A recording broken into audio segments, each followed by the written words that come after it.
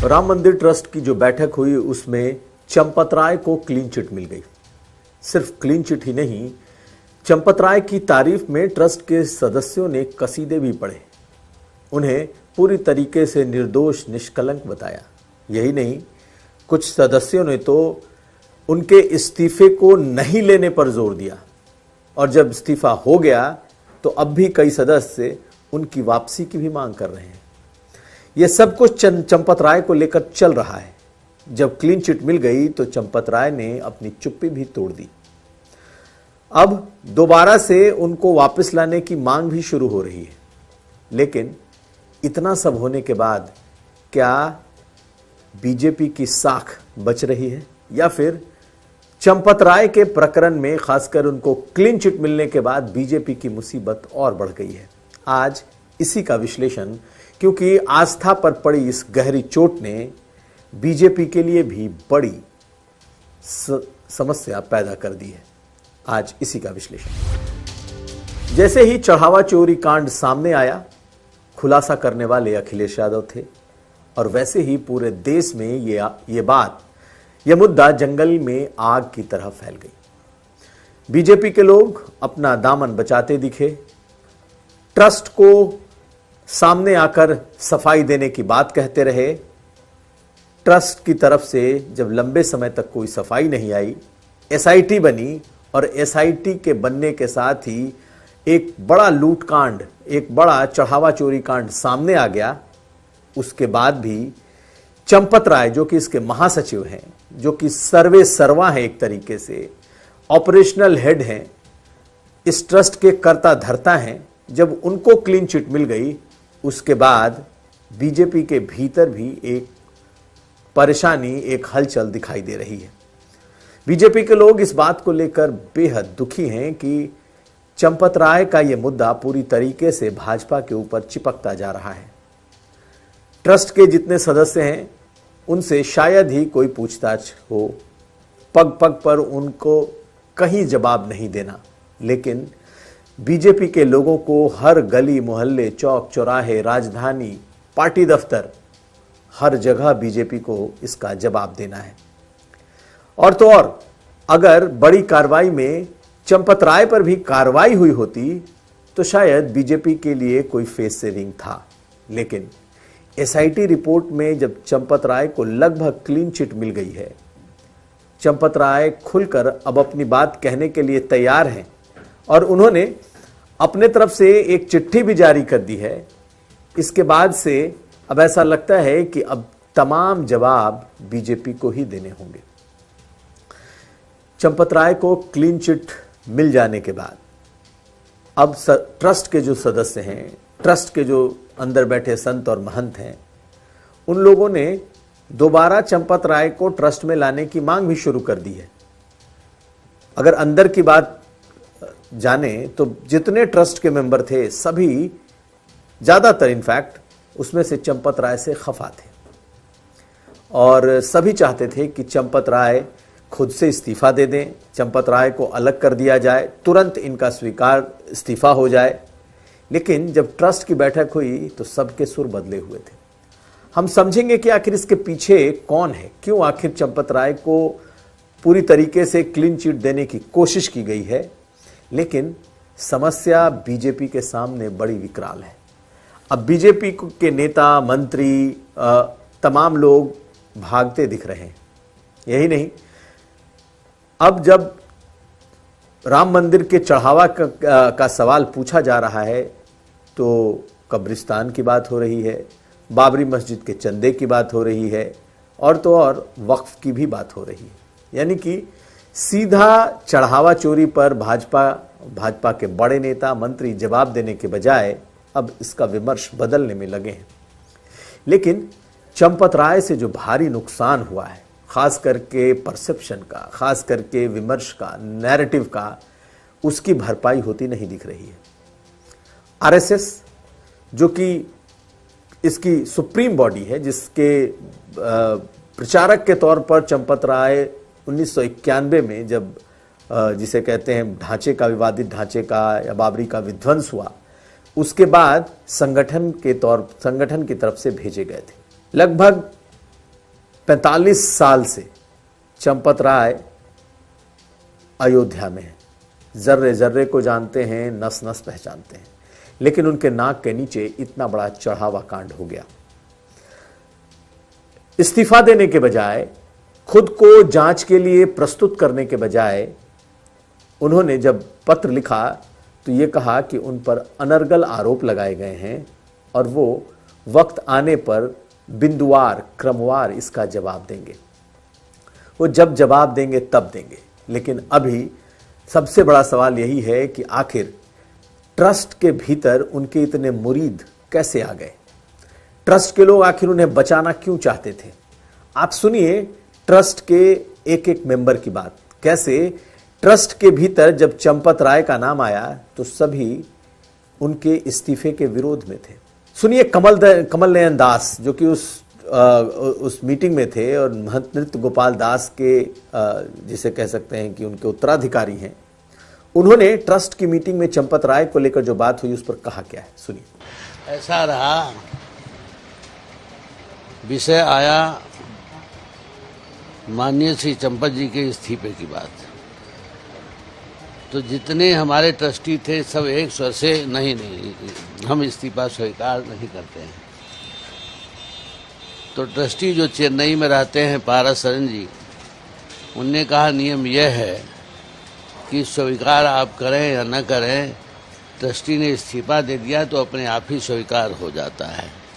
इसलिए तत्काल एक ट्रस्टी थे कृष्ण मोहन जी, उनको महामंत्री का भार दिया गया। महाराज जी, चंपत राय सही हैं या गलत हैं? रामलला के ऊपर जो विश्वास बना वो तो हमारे लिए ठीक रहेंगे, वो ठीक ही होंगे। निर्मोही अखाड़े के दिनेंद्र दास कहते हैं ये भी चंपत राय से पहले बेहद नाराज थे, लेकिन उस ट्रस्ट की मीटिंग के भीतर किसी की भी चंपत राय का विरोध करने की हिम्मत नहीं हुई और सभी ने एक सुर से चंपत राय को ईमानदार, निष्पक्ष, निष्कलंक और उन्हें इस ट्रस्ट में बने रहने के लिए अपनी सहमति दी। वो तो भला हो पराशरन का, जिन्होंने एक तरीका निकाला और ये कहा कि एक बार इस्तीफा होने के बाद फिर इस्तीफे की पेशकश या फिर इस्तीफे पर विचार का सवाल ही नहीं है। ट्रस्ट की तरफ से ये बात जो पराशरन है उनको कोट करके कही गई बाद में, लेकिन चंपत राय को के इस्तीफे को रोकने की भी कोशिश हुई और कई लोग तो अब भी चाहते हैं कि उनकी वापसी हो जाए। सुन लीजिए कमल नयन दास को भी और दिनेंद्र दास को भी। सबसे बड़ी ठेस तो हमें ये पहुंची कि जिस चंपत राय जी ने हमारे सब सारा जीवन समर्पण कर दिया और ये झूठा कलंक उनको लगाया गया, सबसे बड़ा ठेस तो यही रहा। जबकि कोई कह नहीं सकता कि कहीं कोई बेईमानी किया या कुछ किया, कि राम जन्मभूमि के लिए कितना निर्माण कार्य में या पहले भी मुकदमा में कितना बड़ा संघर्ष किया है, तो सबसे बड़ा ठेस तो हमारे लिए यही था। ट्रस्ट के भीतर सबसे पावरफुल लोग कहे जाते थे अयोध्या में, अनिल मिश्रा और चंपत राय। अगर ट्रस्ट की बात की जाए महाराज जी, सदस्य लोग जैसे तो आपस में जो बताएंगे वो हमारे लिए मानना होगा, हमारे सदस्य लोग तैयार हो जाएंगे, उसको मानना जरूरी है। ये भी कहा गया कि ट्रस्ट में जब चंपत राय के इस्तीफे की बात हुई तो सबने कहा कि हम इसको स्वीकार नहीं करते हैं, लेकिन फिर बायलॉज के मुताबिक ये कहा गया कि अगर एक बार इस्तीफा दे दिया है तो वो मान्य ही होता है। तो क्या आप लोगों को स्वीकार नहीं था इस्तीफा? हमने सदस्य लोग तो तैयार नहीं थे, लेकिन वो लिखित दे दिए, सब मानने के तैयार हो गए। अब चर्चा ये है कि चंपत राय को बचा लिया गया है, क्लीन चिट एक तरीके से पूरे मामले से उनको अलग करके और उनको बचाने का ही मामला है, जबकि अब सारा ठीकरा अनिल मिश्रा के मत्थे फोड़ा जाना तय लग रहा है।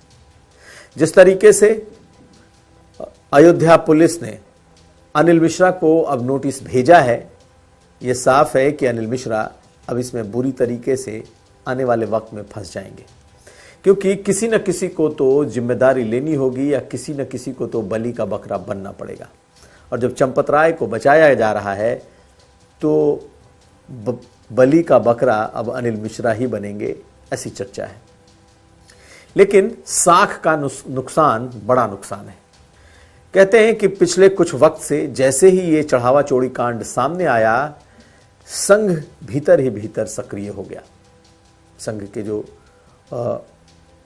बड़े कार्यकर्ता गुपचुप तौर पर नेता पहुंचे थे, अनिल कुमार पहुंचे थे, इसके अलावा बजरंग लाल बांगड़ा जो कि वीएचपी के अंतर्राष्ट्रीय महासचिव हैं वो पहुंचे, और एक बैकरूम बातचीत चलती रही। कहते हैं कि चंपत राय को लेकर एक सहमति बनी है और तब उन्हें क्लीन चिट मिली है। उनके 41 साल के उनके जीवन को और उनके कामों को कहीं ना कहीं तवज्जो देते हुए एक तरीके से इस पूरे भंवर से उन्हें संघ ने निकाल लिया है। ये तो हो गया, लेकिन नुकसान किसका हुआ? आरएसएस जो कि एक सुप्रीम बॉडी के तौर पर पूरे इस आंदोलन में रही, राम मंदिर निर्माण, राम मंदिर के ट्रस्ट में सब पर संघ और संघ के लोगों का ही प्रभाव और प्रभुत्व है। और अब जबकि पूरे देश में ये मैसेज जा चुका है कि इतना बड़ा चढ़ावा कांड हुआ है और इसमें जो शामिल लोग हैं वो सब के सब इसी इकोसिस्टम के लोग हैं। ऐसे में संघ ने अगर उनको बचाने की कोशिश की, विश्व हिंदू परिषद ने उन्हें बचाने की कोशिश की है, तो अपनी साख तो खोई ही है, लेकिन जवाबदेही तो फिर बीजेपी की तय हो रही है। क्योंकि कहते हैं कि हर पग पर जवाब बीजेपी के ही चेहरों को देना होगा, और यही बीजेपी के लिए सबसे बड़े गले की फांस बनी हुई है। हर तरफ सिर्फ बातें ये कि चंपत राय निष्कलंक निर्दोष हैं। स्वभावगत दृष्टि से उनकी आलोचना की जा सकती है, लेकिन उनकी ईमानदारी पर, उनकी कर्तव्य निष्ठा पर, उनके क्रेडिबिलिटी पर कोई सवाल नहीं उठ सकते। ये बात अयोध्या से लेकर बीजेपी के तमाम बड़े लोग, बड़े चेहरे कर रहे हैं जो चंपत राय को बहुत नज़दीक से जानते हैं। लेकिन अगर चंपत राय इस पूरे ट्रस्ट को चला रहे थे, उनके ऊपर पूरी जिम्मेदारी थी, तो वो इस जिम्मेदारी से कैसे बच सकते हैं कि वो निर्दोष हैं और बाकी सभी दोषी हैं। चंपत राय को बचाने का मतलब है बीजेपी के लिए आने वाले वक्त में एक बड़ी मुसीबत। संघ ने अपनी साख बचाने के लिए चंपत राय को तो बचा लिया। अगर चंपत राय जेल चले जाते या चंपत राय पर आरोप लगता या एसआईटी की रिपोर्ट में उन्हें गुनहगार ठहराया जाता, तो दूसरी उंगली सीधे आरएसएस पर भी उठती, सीधे पूरे इस इकोसिस्टम पर उठती कि आखिर कैसा प्रचारक, आखिर कैसा स्वयंसेवक जो इस पूरे मामले में गुनहगार के तौर पर सामने आ रहा है। और शायद संघ की सबसे बड़ी चिंता यही कि हर हाल में चंपत राय को ही बचाना है, क्योंकि बाकी नैरेटिव तो शायद वो झेल लेंगे, लेकिन चंपत राय जैसे बड़े नाम पर अगर ये पूरा इस चढ़ावा चंदे का ठीकरा फूट गया, वो आरोपी बन गए, तो संघ अपना दामन कैसे बचा पाएगा? और ये संघ के लिए एक बड़ी समस्या।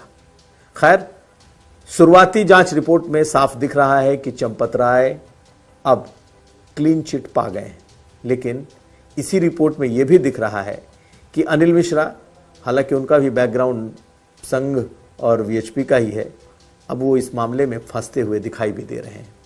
उनसे पूछताछ भी होगी और जो फाइनल रिपोर्ट आनी है उसमें किसी न किसी पर ये ठीकरा फोड़ा जाएगा। बहुत मुमकिन है कि अनिल मिश्रा वो चेहरा हो, लेकिन बीजेपी के लिए मुसीबत दिनों दिन बढ़ती जा रही है। अगर ये मामला नहीं रुका तो बीजेपी को जवाब देना मुश्किल होगा। यही वजह है कि हर स्तर पर यह कोशिश चल रही है कि किसी भी तरीके से इस मामले का कोई माकूल हल निकाला जाए।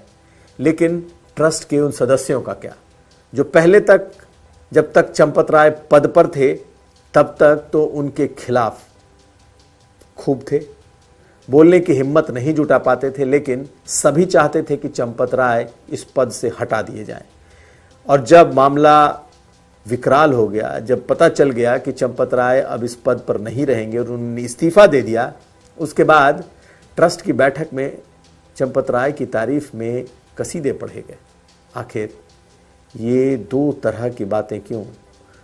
वही ट्रस्ट के सदस्य, वही साधु संत जिनकी चंपत राय से कभी नहीं बनी, ऐसे लोग खुलकर उनके समर्थन में खड़े दिखाई दिए हैं।